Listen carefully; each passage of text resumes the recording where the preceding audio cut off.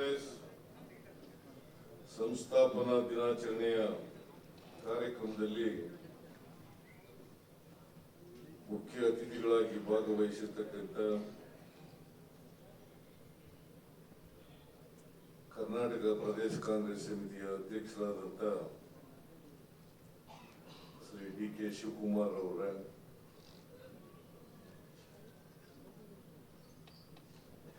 ಅಖಿಲ ಭಾರತ ಕಾಂಗ್ರೆಸ್ನ ಕಾರ್ಯದರ್ಶಿಗಳಾದಂಥ ಶ್ರೀ ಗೋಪಿನಾಥ್ ಅವರ,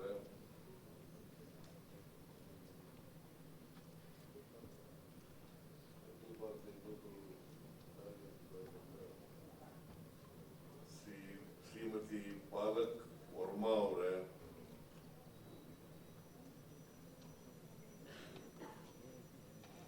ರಾಜ್ಯದ ಇಂಧನ ಸಚಿವರಾದಂಥ ಶ್ರೀ ಕೆ.ಜೆ. ಜಾರ್ಜ್ ಅವರ,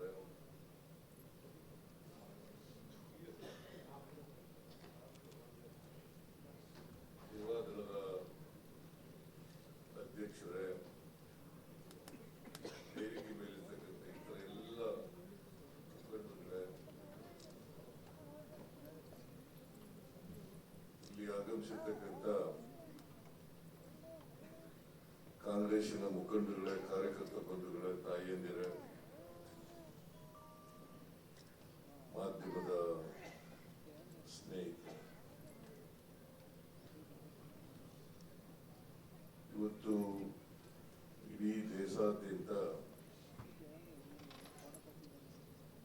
ಕಾಂಗ್ರೆಸ್ಸಿನ ಸಂಸ್ಥಾಪನಾ ದಿನಾಚರಣೆಯನ್ನು ಆಚರಣೆ ಮಾಡ್ತಾರೆ.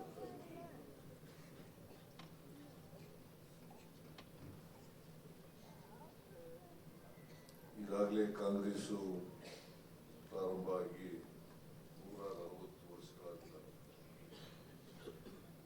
1885 ಇಸ್ವಿ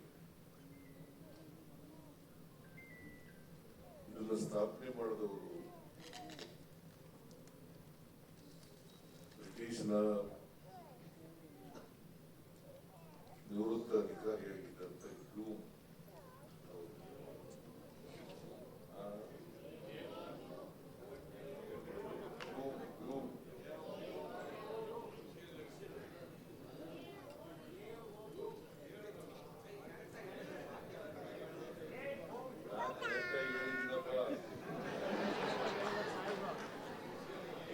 ನೀವೇ ಕನ್ಫ್ಯೂಸ್ ಮಾಡ್ತಾ ಇದ್ದೀರಿ.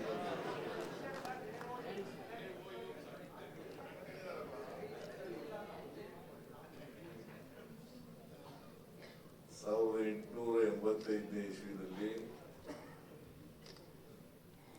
ಕಾಂಗ್ರೆಸ್ಸು ಪ್ರಾರಂಭ ಆಯಿತು.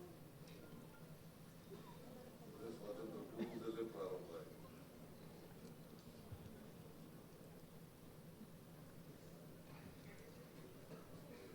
ಇದನ್ನ ಮೊದಲನೇ ಅಧಿವೇಶನ ಬ್ಯಾನರ್ಜಿಯವರ ಅಧ್ಯಕ್ಷತೆಯಲ್ಲಿ ಬಾಂಬೆನಲ್ಲಿ, ಮುಂಬೈನಲ್ಲಿ ಪ್ರಾರಂಭ ಆಯಿತು.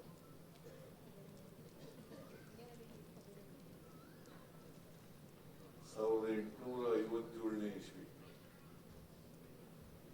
ಸಿಪಾಯಿದಂಗೆ ಆದ್ಮೇಲೆ ಇದು ಪ್ರಾರಂಭ ಆಯಿತು.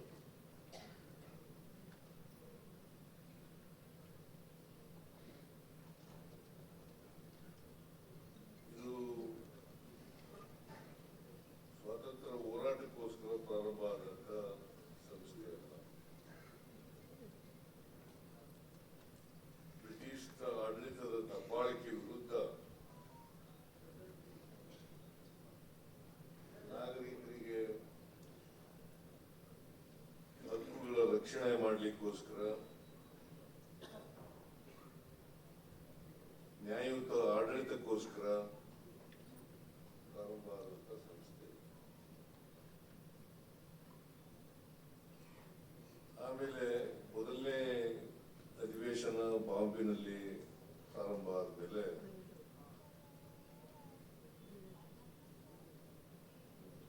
ನಿಧಾನವಾಗಿ ಸ್ವಾತಂತ್ರ್ಯದ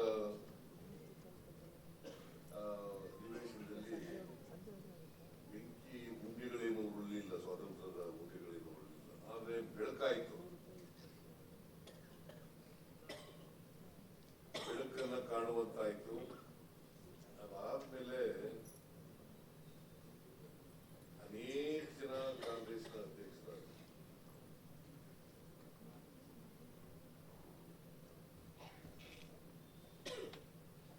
ಆಮೇಲೆ 1915ರಲ್ಲಿ ಮಹಾತ್ಮ ಗಾಂಧೀಜಿಯವರು ದಕ್ಷಿಣ ಆಫ್ರಿಕಾದಲ್ಲಿ ಹೋರಾಟ ಮಾಡ್ತಾ ಇದ್ರು. ಆಮೇಲೆ ಅಲ್ಲಿ ಹೋರಾಟ ಮಾಡಲಿಕ್ಕೆ ಪ್ರಾರಂಭ ಆದ್ಮೇಲೆ ಗೋಖಲೆ ಅವರು ಇವ್ರನ್ನ ಕರ್ಕೊಂಡ್ಬಂದರು.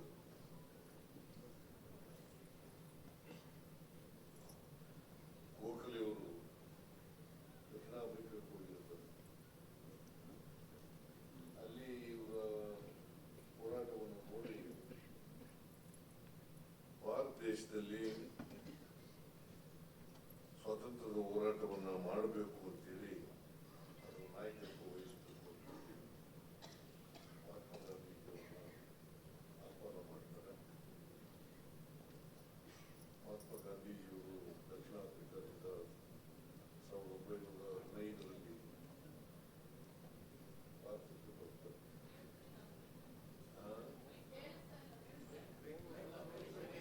ಕೇಳಿಸ್ತಾ ಇಲ್ವೇನಮ್ಮ?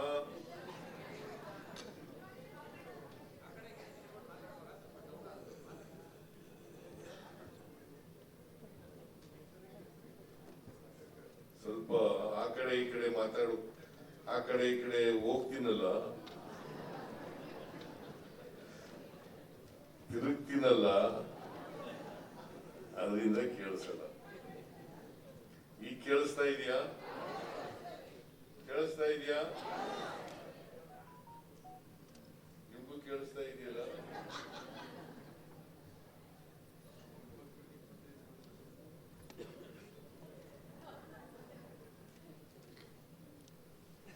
ಡಿಸೆಂಬರ್ 28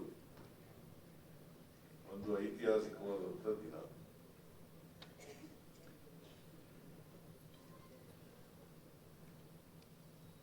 ಆ ದಿನವನ್ನ ನಾವು ಮರೀಲಿಕ್ಕೆ ಸಾಧ್ಯನೇ ಇಲ್ಲ. ಇವತ್ತು ಈ ದೇಶಕ್ಕೆ ಸ್ವಾತಂತ್ರ್ಯ ಬಂದಿದ್ರೆ, ನಾವೆಲ್ಲ ಸ್ವತಂತ್ರರಾಗಿದ್ದರೆ, ಬ್ರಿಟಿಷ್ ಆಡಳಿತದ ಕಪಿಮುಷ್ಟಿಯಿಂದ ನಾವೆಲ್ಲ ಬಿಡುಗಡೆಯಾಗಿದ್ರೆ, ಇದಕ್ಕೆ ಕಾಂಗ್ರೆಸ್ ಕಾರಣ ಅಂತಕ್ಕಂಥ ಮಾತುಗಳನ್ನ ಹೇಳಲಿಕ್ಕೆ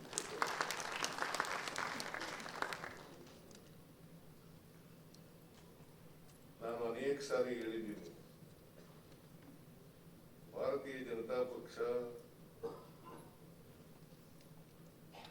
ಅದಕ್ಕಿಂತ ಹಿಂದೆ ಜನಸಂಘ ಇತ್ತು, RSS ಇತ್ತು, ಇದು ಮಹಾಸಭಾ ಇತ್ತು.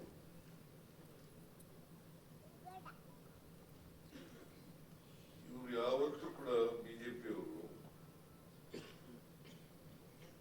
ಬಿಜೆಪಿ ಅಥವಾ ಜನಸಂಘ ಇರ್ಬೋದು ಅಥವಾ RSS ಇರ್ಬೋದು, ಇವು ಯಾವ ಸಂಘಟನೆಗಳು ಕೂಡ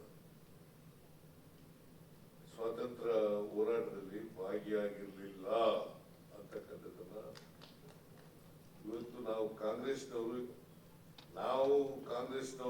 ಭಾಗಿಯಾಗಿದ್ದೋ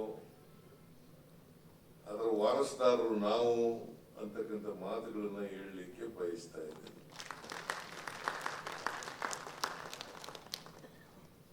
1925ನೇ ಇಸ್ವಿನಲ್ಲಿ RSS ಪ್ರಾರಂಭ ಆಯಿತು.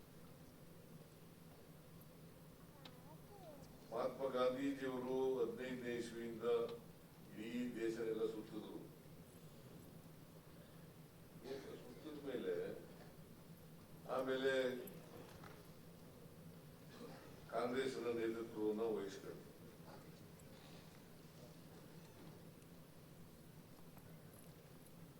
ದೇಶ ಯಾಕೆ ಸುತ್ತಿದ್ರು ಅಂತಂದ್ರೆ, ಈ ದೇಶದ ಜನರನ್ನ, ಈ ದೇಶದ ಸಾಮಾಜಿಕ ವ್ಯವಸ್ಥೆಯನ್ನ ಅರ್ಥ ಮಾಡ್ಕೊಳ್ಬೇಕು ಅನ್ನೋ ಕಾರಣಕ್ಕೋಸ್ಕರವಾಗಿ ದೇಶ ಸುತ್ತಿದ್ರು. ಸುತ್ತ ಆದ್ಮೇಲೆ ಈ ಸ್ವಾತಂತ್ರ್ಯ ಚಳವಳಿಯ ನೇತೃತ್ವವನ್ನು ವಹಿಸಿಕೊಂಡ್ರು. ಮೊದಲು ದೇಶ ದೇಶ ಗೊತ್ತಾಗಬೇಕು, ಸಮಾಜ ಗೊತ್ತಾಗಬೇಕು, ಜನರಿಗೆ ಗೊತ್ತಾಗಬೇಕು.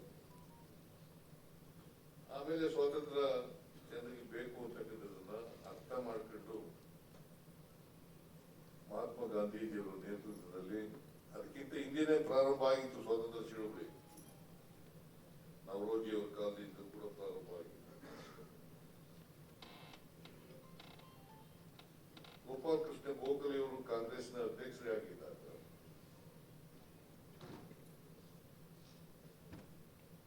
ಅವ್ರನ್ನ ಕರ್ಕ ಬಂದ ಮೇಲೆ ಮಹಾತ್ಮ ಗಾಂಧೀಜಿಯವರು ಆ ಚಳವಳಿಯ ನೇತೃತ್ವವನ್ನು ವಹಿಸಿದರು. ಒಂದು ಭಾರತ ದೇಶ ಇದೆಯಲ್ಲ, ಒಂದು ದೊಡ್ಡ ದೇಶ, ಮತ್ತೆ ಪ್ರಜಾಪ್ರಭುತ್ವ ದೇಶ. ಜಗತ್ತಿನ ಇತಿಹಾಸದಲ್ಲಿ ಇಷ್ಟು ದೊಡ್ಡ ಪ್ರಜಾಪ್ರಭುತ್ವ ಇರ್ತಕ್ಕಂಥ ದೇಶ ಯಾವ್ದಾದ್ರು ಇದ್ರೆ ಅದು ಭಾರತ ದೇಶ ಅಂತಕ್ಕಂಥದನ್ನ ಅರ್ಥ ಮಾಡಿ.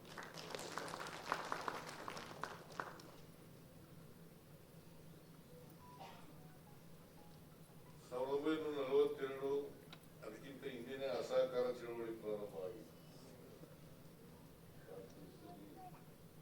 ಅಸಹಕಾರ ಚಳವಳಿ ಪ್ರಾರಂಭ ಆಮೇಲೆ 1942ರಲ್ಲಿ ಕ್ವಿಟ್ ಇಂಡಿಯಾ ಮೂವ್ಮೆಂಟ್ ಪ್ರಾರಂಭ ಆಯಿತು. ಆಗಲೂ ಭಾಗವಹಿಸಲಿಲ್ಲ ಭಾರತೀಯ ಜನತಾ ಪಕ್ಷದವರು. ಹಾಗಾದ್ರೂ ಭಾಗವಹಿಸಬೇಕಾಗಿತ್ತಲ್ಲ, ಅಷ್ಟೊತ್ತಿಗಾಲೇ RSS ಪ್ರಾರಂಭ ಆಗಿತ್ತು, ಭಾಗವಹಿಸಬೇಕಾಗಿತ್ತಲ್ಲ. ಹೆಡ್ಗೇವಾರ್ ಅವರು ಅಧ್ಯಕ್ಷರಾಗಿದ್ರು. ಅವರು 1940ವರೆಗೂ ಅಧ್ಯಕ್ಷರಾಗಿದ್ದರು. ಭಾಗವಹಿಸಬಹುದಾಗಿತ್ತಲ್ಲ ಭಾರತೀಯ ಜನತಾ ಪಕ್ಷದವರು. ಅದರ ಬದಲು ಏನ್ ಮಾಡಿದ್ರು ಕೂಡ ಬ್ರಿಟಿಷ್ನವ್ರ ಜೊತೆ ಸೇರ್ಕೊಂಡ್ಬಿಟ್ಟಿದ್ರು. ಈಗ ಅವರು ನಮಗೆ ರಾಷ್ಟ್ರಭಕ್ತಿಯನ್ನ ಹೇಳ್ಕೊಡ್ತಾ ಇದ್ದಾರೆ. ನಾನು ಡಕಾಯಿತರು ಅಂತ ಕರೆಯಲ್ಲ, ದೇಶಭಕ್ತರಂತೂ ಅಲ್ಲ.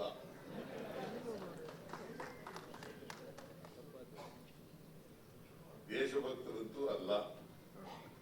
ಈಗ ದೇಶಭಕ್ತಿ ಬಗ್ಗೆ ಬಹಳ ಉದ್ದುದ್ದ ಭಾಷಣ ಹೊಡಿತಾರೆ.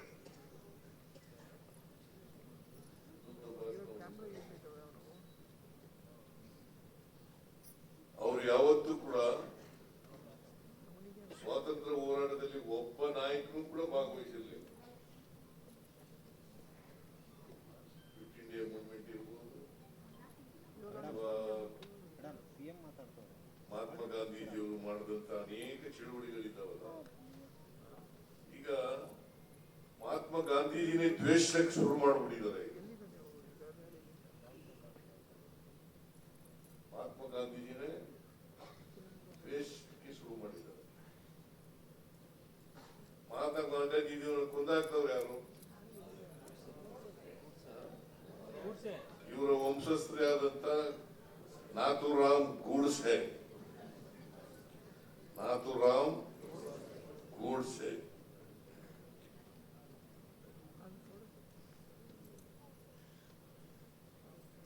ಅವ್ರನ್ನ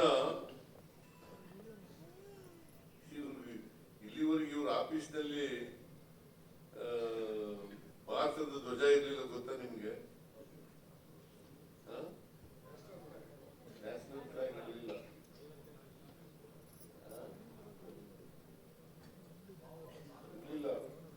ಬಹಳ ದಿನಗಳವರೆಗೂ ಇರಲಿಲ್ಲ. ಆಮೇಲೆ ಈಗ ಹಾಕೊಂಡಿರ್ಬೇಕು ಅನ್ನೋ ಕಾಣಿಸುತ್ತೆ.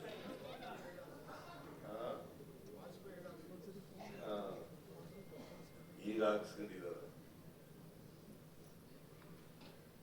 ಇವ್ರಿಗೆ ದೇಶಕ್ಕೆ ಸ್ವಾತಂತ್ರ್ಯ ಬರೋದು ಇಷ್ಟ ಇರಲಿಲ್ಲ. ಯಾಕಂತಂದ್ರೆ ನೆಹರೂರವರು ಈ ದೇಶದ ಮೊದಲನೇ ಪ್ರಧಾನಿ ಆದರು. ಇವತ್ತೇನಾದರೂ ಆಧುನಿಕ ಭಾರತದ ರೂವಾರಿ ಯಾರು ಇದ್ರೆ ಜವಾಹರ್ಲಾಲ್ ನೆಹರೂರವರು. ಆಧುನಿಕ ಭಾರತ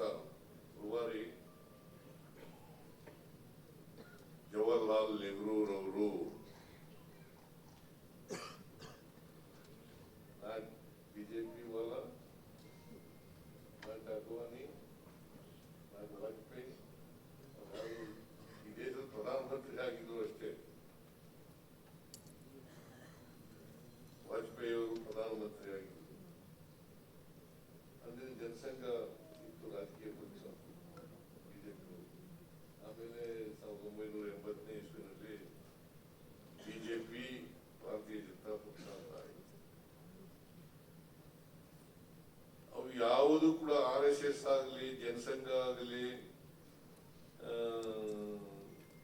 ಸ್ವಾತಂತ್ರ್ಯ ಬಂದ ಮೇಲೆ ಸ್ವಾತಂತ್ರ್ಯ ನಂತರ ಜನಸಂಘ 1950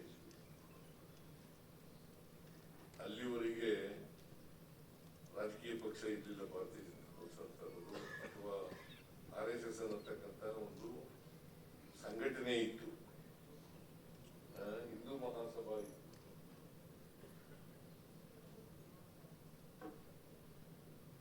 ನಾನು ಯಾಕೆ ಈ ಮಾತನ್ನು ಹೇಳ್ತಾ ಇದ್ದೀನಿ ಅಂದ್ರೆ, ನಾವೆಲ್ಲರೂ ಕೂಡ ಹೆಮ್ಮೆ ಪಡ್ತಕ್ಕಂಥ ವಿಚಾರ, ನಾವೆಲ್ಲರೂ ಕೂಡ ಕಾಂಗ್ರೆಸ್ನವರು ಅಂತಕ್ಕಂಥದ್ದೇ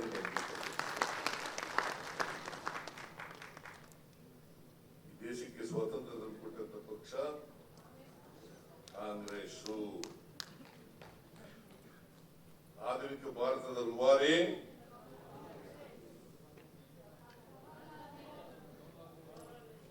ಜೈ ಜವಾನ್ ಜೈ ಕಿಸಾನ್ ಅಂತ ಹೇಳಿದಂತವರು ಲಾಲ್ ಬಹದ್ದೂರ್ ಶಾಸ್ತ್ರಿ ಅವರು. ಲಾಲ್ ಬಹದ್ದೂರ್ ಶಾಸ್ತ್ರಿ. ಸಾಮಾಜಿಕ ನ್ಯಾಯದ ರೂವಾರಿ ಶ್ರೀಮತಿ ಇಂದಿರಾ ಗಾಂಧಿಯವರು. ಗರೀಬಿ ಹಠಾವೋ ಬರೀ ಸ್ಲೋಗನ್ ಅಲ್ಲ, ಇದು ನಿಜವಾಗಿ ಗರೀಬಿ ಹಠಾವೋ ಘೋಷಣೆ ಅಷ್ಟಕ್ಕೆ ಸೀಮಿತ ಆಗಿರ್ಲಿಲ್ಲ.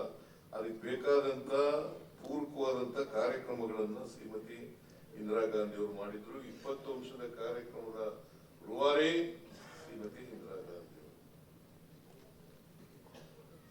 ಇವತ್ತು ಆಹಾರದಲ್ಲಿ ಸ್ವಾವಲಂಬನೆ ಬಂದಿದ್ರೆ ಶ್ರೀಮತಿ ಇಂದಿರಾ ಗಾಂಧಿ ಅವರು, ಜಗಜೀವನ್ ರಾಮ್ ಅವರು ಕಾರಣ ಅಂತಕ್ಕಂಥದ್ದನ್ನ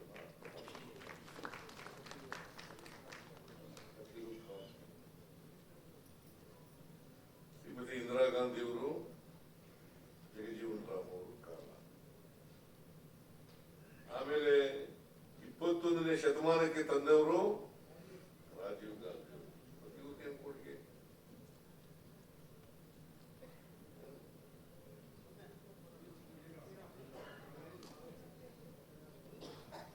ಭಾರತೀಯ ಜನತಾ ಪಕ್ಷದವರು.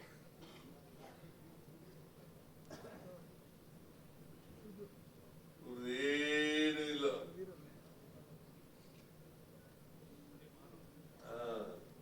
ಇವ್ರೇನಪ್ಪ ಮಾಡ್ತಾರೆ, ಇವ್ರ ಸಾಧನೆ ಏನಪ್ಪ ಅಂತಂದ್ರೆ ದೇಶ ಹೊಡಿತಕ್ಕಂಥದ್ದು, ಸಮಾಜ ಹೊಡಿತಕ್ಕಂಥ ಕೆಲಸ ಮಾಡೋದು. ಈ ಜಾತಿ ವ್ಯವಸ್ಥೆ ಉಂಟಾಗ್ತವ್ರು ಯಾರು? ಇವರೇ ಅಲ್ಲ, ಇವರೇ ಉಂಟಾಗ್ತದೆ. ಮನುವಾದಿಗಳು ಅಂದ್ರೆ ಯಾರು? ಮನುವಾದಿಗಳು ಅಂದ್ರೆ ಯಾರು?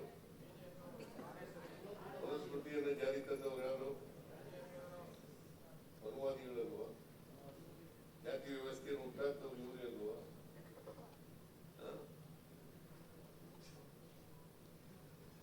ಚತುರ್ವರ್ಣ ವ್ಯವಸ್ಥೆಯನ್ನು ಉಂಟಾಗ್ತವ್ರೆ ಭಾರತೀಯ ಜನತಾ ಪಕ್ಷದವರು. ಯಾಕಂತಂದ್ರೆ ನಮ್ಮ ಸಮಾಜದಲ್ಲಿ ಜಾತಿ ವ್ಯವಸ್ಥೆಯಿಂದಲೇ ಅಸಮಾನತೆ ನಿರ್ಮಾಣ. ಯಾಕಂತಂದ್ರೆ ಎಲ್ರಿಗೂ ಸಮಾನ ಅವಕಾಶಗಳು ಇರಲಿಲ್ಲ. ಸಮಾನ ಅವಕಾಶಗಳು ಬಂದದ್ದು ಯಾವಾಗಪ್ಪ ಅಂತಂದ್ರೆ ಸಂವಿಧಾನ ರಚನೆ ಆದಮೇಲೆ. ಬಾಬಾ ಸಾಹೇಬ್ ಅಂಬೇಡ್ಕರ್ ಅವರ ಅಧ್ಯಕ್ಷತೆಯಲ್ಲಿ ಸಂವಿಧಾನ ರಚನಾ ಸಮಿತಿಯಲ್ಲಿ ಸಂವಿಧಾನ ರೂಪುಗೊಂಡು ಅದು ಸಂವಿಧಾನ ಕಾನ್ಸ್ಟಿಟ್ಯೂಂಟ್ ಅಸೆಂಬ್ಲಿನಲ್ಲಿ ಮುಖ್ಯ ಆಯಿತು. ಯಾವಾಗ ಅದು 49 ನವೆಂಬರ್ 26, 1949 ನವೆಂಬರ್ನಲ್ಲಿ ಆಯಿತು. ಅಲ್ಲಿವರೆಗೆ ಸಮಾನ ಅವಕಾಶಗಳು ಇರಲಿಲ್ಲ. ಸಮಾನ ಅವಕಾಶಗಳು ಸಿಕ್ಕಿದ್ದು ಇದಕ್ಕೆ ಎಲ್ರಿಗೂ ಸಮಾನ ಅವಕಾಶಗಳು ಸಿಕ್ಕಿದ್ದು. ಯಾವುದೇ ಜಾತಿ ಇರಲಿ, ಧರ್ಮ ಇರಲಿ,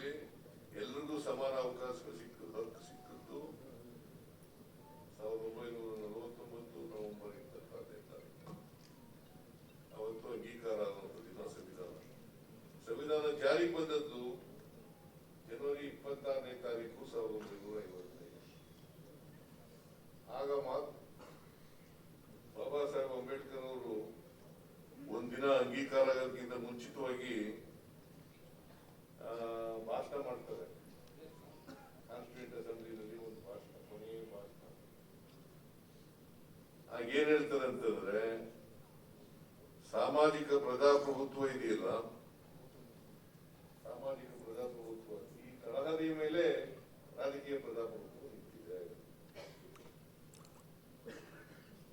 ಸಾಮಾಜಿಕ ಪ್ರಜಾಪ್ರಭುತ್ವದ ತಳಹದಿ ಮೇಲೆ ರಾಜಕೀಯ ಪ್ರಜಾಪ್ರಭುತ್ವ ನಿಂತಿದೆ. ಎಲ್ಲರಿಗೂ ರಾಜಕೀಯ ಸ್ವಾತಂತ್ರ್ಯ ಮತ್ತು ಆರ್ಥಿಕ ಸ್ವಾತಂತ್ರ್ಯ ಸಿಕ್ಕಿದಾಗ ಮಾತ್ರ ರಾಜಕೀಯ ಪ್ರಜಾಪ್ರಭುತ್ವ ಸಿಕ್ಕದಕ್ಕೆ ಅರ್ಥ ಬರ್ತದೆ ಅಂತಕ್ಕಂಥದ್ದು. ಇದರ ನಂಬಿಕೆ ಇಟ್ಟಿರೋರು ಯಾರು? ಇದ್ರಲ್ಲಿ ನಂಬಿಕೆ ಇಟ್ಟಿರೋರು ಯಾರು? ಕಾಂಗ್ರೆಸ್ ಪಕ್ಷ. ಅದಕ್ಕೋಸ್ಕರನೇ ನಾವು ಅನೇಕ ಅಸಮಾನತೆಯನ್ನು ಹೋಗಲಾಡಿಸಲಿಕ್ಕೆ ಅನೇಕ ಕಾರ್ಯಕ್ರಮಗಳನ್ನು ಮಾಡಿದ್ದೇವೆ. ಕಾಂಗ್ರೆಸ್ ಪಕ್ಷ ಮೊದಲಿಂದ ಮಾಡ್ಕೊಂಡು ಬಂದಿದೆ, ಈಗಿಂದ ಮಾಡ್ಕೊಂಡು ಬಂದಿದೆ. ಇವತ್ತು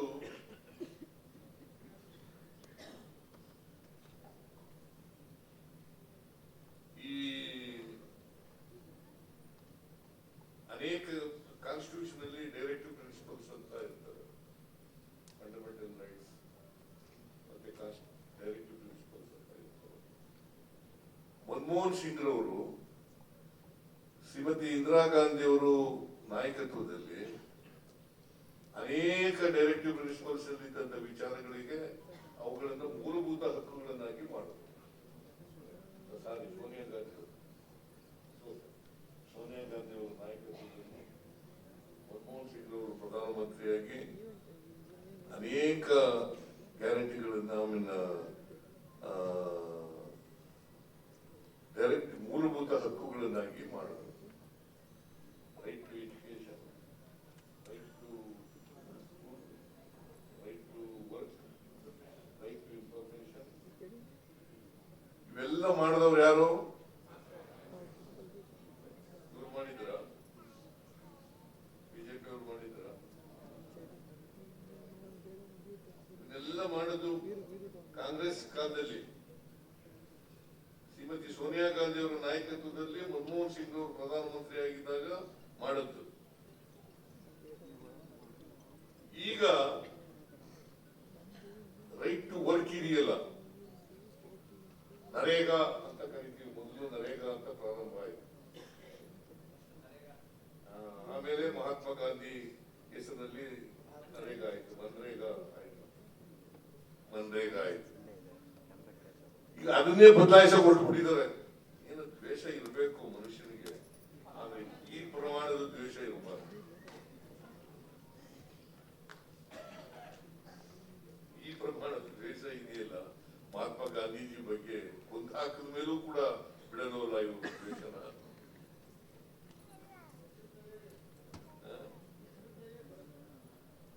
ಹೆಸರು ಮೇಲೆ ದ್ವೇಷ. ನೆಹರು ಕಂಡ್ರು ಆಗಲ್ಲ ಅವರಿಗೆ, ಶ್ರೀಮತಿ ಇಂದಿರಾ ಗಾಂಧಿ ಕಂಡ್ರು ಆಗಲ್ಲ,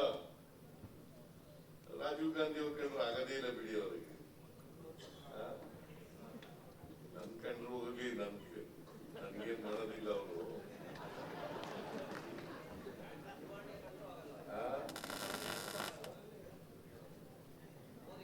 ಮೋದಿ ನೋಡಿ, ಇದು ಕ್ಯಾಬಿನೆಟ್ ನಲ್ಲಿ ಚರ್ಚೆ ಆಗಿಲ್ಲ.